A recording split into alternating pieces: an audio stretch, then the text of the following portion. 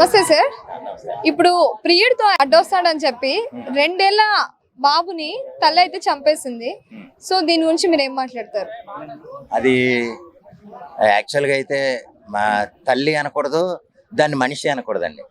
ఎలాగంటున్నానంటే క్షణికాల సుఖాల కోసం విపరీతాలకి దారి తీసేసి వాళ్ళ మానసిక పరిస్థితిని కూడా మార్చేసుకుని ఒక ప్రియుడితో ఆ అక్రమ సంబంధం పెంచుకుని వాడితో రకరకాలుగా తిరగడం కోసం ఒక చిన్న పిల్లోడు అడ్డుగా ఉన్నాడు అని ఆ పిల్లోడిని చంపేటువంటి ఎంత దారుణం అండి. అది మనిషి జన్మ ఎత్తిందా లేకపోతే పశువు మనకు తెలియదు. అటువంటి మనిషి దాన్ని అటువంటి ఎదవలు యాక్చువల్గా వ్యభిచారం చేయడానికి పోయినా పర్వాలేదు, దాని సుఖాలు కాపాడుకోవడం కోసం, దాని సుఖాలు తీర్చుకోవడం కోసం. అటువంటిది ఎంత దారుణమైన పరిస్థితులకి దిగజారిపోతున్నారో.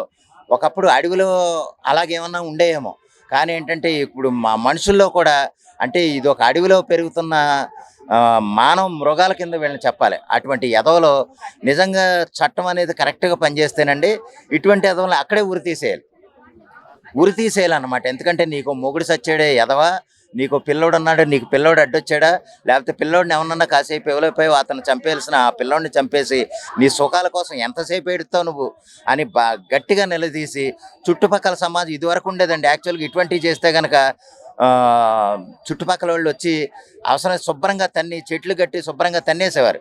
అటువంటిది ఇప్పుడు చట్టాలు పెరిగిపోయి అటువంటిది ఎవరో కొట్టకూడదు కాబట్టి వాళ్ళ అండతో వీళ్ళు ఇంకా రెచ్చిపోతున్నారు. మనల్ని ఎవడో ఏం చేయలేడు, మనల్ని ఏం చేసినా సరే పోలీస్ కంప్లైంట్ ఇచ్చామంటే కనుక మనల్ని ఎవరన్నా చేసిన వాడిని కూడా మనం తిరిగి ఆడిని కేసు పెట్టవచ్చు, వాళ్ళు మనల్ని ఏం చేయరు అన్న ఉద్దేశంతో రెచ్చిపోతున్నారు అనమాట. అదే ఒకప్పుడు ఆదిలాబాద్ జిల్లాలోనూ లేకపోతే కొన్ని నల్గొండ జిల్లాలోనూ కొన్ని పరిస్థితులు చూస్తే కనుక ఎలాగుండేదంటే ఇటువంటి తప్పు చేస్తే కనుక ముందు చెట్టు కట్టేసి చితకదాన్ని వేసేవారు అన్నమాట. చెప్పులతో కొట్టేసేవారు. అటువంటి బుద్ధి మళ్ళీ ప్రజలే చెప్పేలాగా ఉంటే కనుక, దానికి చట్టాలు అడ్డు రాకుండా ఉంటే కనుక ఎవ్వరూ కూడా తప్పు చేయరండి. ఎవడో కూడా ఇక్కడ తీసుకోవాల్సిన నిర్ణయాలంతా కూడా ప్రజలే కాపాడుకోవాలి. తోటి ప్రజలు తప్పు చేస్తే కనుక శిక్షించే విధంగా ఉంటే, దానికి చట్టాలు అడ్డు రాకుండా ఉంటే కనుక ప్రతి ఒక్కళ్ళు తప్పు చేయడానికి భయపడతారు. ఎందుకంటే చుట్టుపక్కల వాళ్ళు కూడా మానిటర్ చేస్తారు కదా, అబ్బాయి అది చూస్తుంది లేకపోతే ఇది చూస్తుంది, అది చూసిందంటే నన్ను తన్నుద్దేమో అన్న భయం లేకుండా పోయింది. ఎందుకంటే చట్టాలు వచ్చేసి నిన్ను ఎవరు చేయమన్నాడని వాళ్ళు ఏదో చెప్పడానికి వచ్చిన వాళ్ళ మీద కేసులు పెట్టడం, వాళ్ళు మళ్ళీ జైలు పాలవటం వల్ల ఏంటంటే ఎవరో దాన్ని కూడా మనకెందుకులే అని వదిలేస్తున్నారు. కానీ అలాగ మళ్ళీ ప్రజలే తిరుగుబాటు అయ్యి వాళ్ళని మళ్ళీ తన్ని సమాజాన్ని అంటే సంఘాన్ని దారిలో పెట్టేలాగా ఉంటే కనుక చాలా మంచి జరుగుద్ది అనేది నా ఉద్దేశం. అది ఈ విషయంలో కూడా చట్టాలు కానీ లేదా పోలీసులు కానీ కొంచెం చూసి చూడనట్టు పోయి చుట్టుపక్కల బుద్ధి చెప్పాలంటే ఎక్కడ ఉన్న పోలీసులు వచ్చి చెప్పడం కాదు, మన కూడా ఉన్న ప్రజలు చెప్పినా చాలు, మనుషులు చెప్పినా చాలు అనుకుంటే కనుక ఇటువంటి మానవ మృగాలు ప్రజల్లో మధ్యలో ఉండి తప్పు చేయడానికి భయపడతారు. అలా భయపడినప్పుడే ఇటువంటి అసాంఘిక కార్యక్రమాలు మనకి దూరంగా ఉంటాయండి. దానివల్ల ఏంటంటే సమాజం పాడవకుండా ఉంటుంది అనేది నా అభిప్రాయం. అంటే భర్త ఆఫీస్ నుంచి వచ్చిన తర్వాత బాబుకి ఏమైంది అని చెప్పి అడిగితే ఫిట్స్ వచ్చి చనిపోయాడు అని చెప్పి చెప్తున్నామే. ఎంత కామ్ గా అంటే చాలా కూల్ గా డీల్ చేద్దాం అన్నట్టు. అవునండి, ఇది ఒక్కటే కదండి మనకి ఏంటంటే ఈ వార్త వచ్చింది తెలిసింది కాబట్టి మనం అనుకుంటున్నాం. అలాగే 30% ఉంది సమాజంలో ఇప్పుడు ఆ విధంగా బరితెగించి బజారు తిరగడానికి ఇష్టపడే యువత.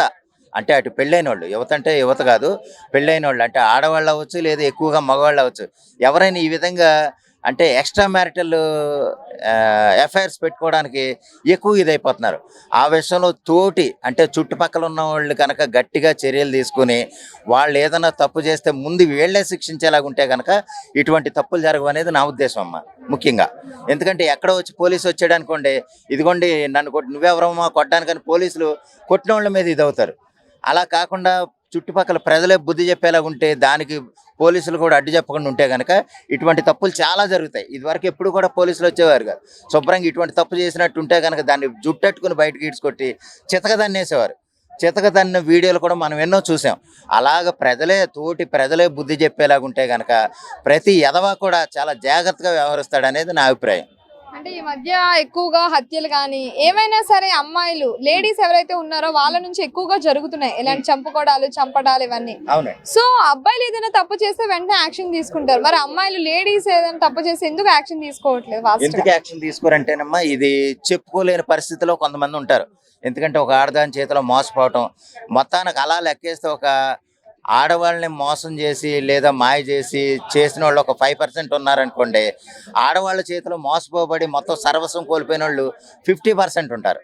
అంత ఎదవలు అన్నమాట వాళ్ళ గురించి చెప్పాలంటే. అదేంటంటే వాళ్ళకున్న ప్రైవసీ అడ్డు పెట్టుకుని ఏదైనా ఈడేం చేసినా సరే కేవలం బ్లాక్మెయిల్తో చంపేసిన వాళ్ళు చాలామంది ఉన్నారు.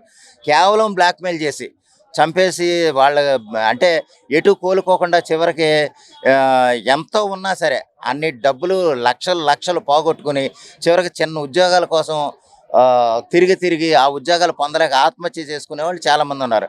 ఆ వార్తలు ఏవి మనకు రావట్లే. సరే ఏదేమైనా సరే ఇటువంటి ఏది జరిగినా సరే చుట్టుపక్కల వాళ్ళే బాధ్యత తీసుకుని వాళ్ళే దాన్ని కరెక్ట్ చేసే విధంగా చేస్తే కనుక చాలా మట్టుకు ఇటువంటి విషయాలు అయితే తగ్గుతాయి. ముఖ్యంగా ఆడవాళ్ళ వల్ల జరిగే విషయాలు అయితే బాగా తగ్గుతాయి. ఎందుకంటేనమ్మా నువ్వు ఆ ఇంట్లో తప్పు చేసావు, ఆడెవడొస్తున్నాడు నీకు రోజు వస్తున్నాడు, ఆడి పనేంటి అని చుట్టుపక్కల నిలదీసేటప్పటికి అదే రానివ్వదు, ఆడే రాడు. ఎందుకంటే ఆడనేమన్నా మళ్ళీ ఎక్కడన్నా కట్టేస్తుంటారేమో అన్న భయం ఉంటుంది. అటువంటి భయం కనుక సమాజంలో ఉంటే ఎవ్వరూ కూడా ఏ తప్పు చేయటానికి సాహసించరు. అటువంటి పరిస్థితులు సమాజంలో మళ్ళీ తిరిగి రావాలనుకుంటున్నాను.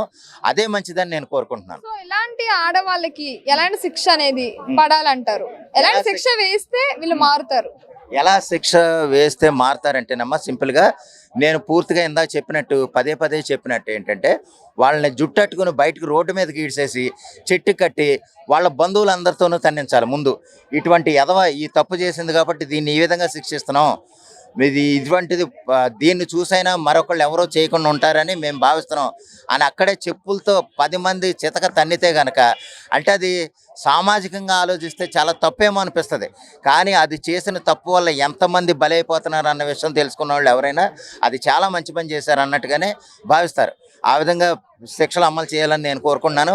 పోలీసులు ఏం చేస్తారండి, దాన్ని తీసుకెళ్ళి కొన్ని రోజులు మేపుతారు, దాని దగ్గర ఉన్న డబ్బులు తీసుకొని మళ్ళీ వదిలేస్తారు. అటువంటి సన్నాసమైన చట్టాల్లో మనం ఉన్నాం, వ్యవస్థల్లో మనం ఉన్నాం. దానివల్ల అటు ఇటు డబ్బులు తినేయటం తప్ప వాళ్ళ వల్ల ఏం జరగదు. సమాజమే తోటి ప్రజలే మేల్కొని ఇటువంటి తప్పులను అరికట్టాలి తప్ప పోలీసుల వల్ల లేదా చట్టాల వల్ల ఏమీ జరగదు. Thank you. థ్యాంక్ యూ అమ్మా.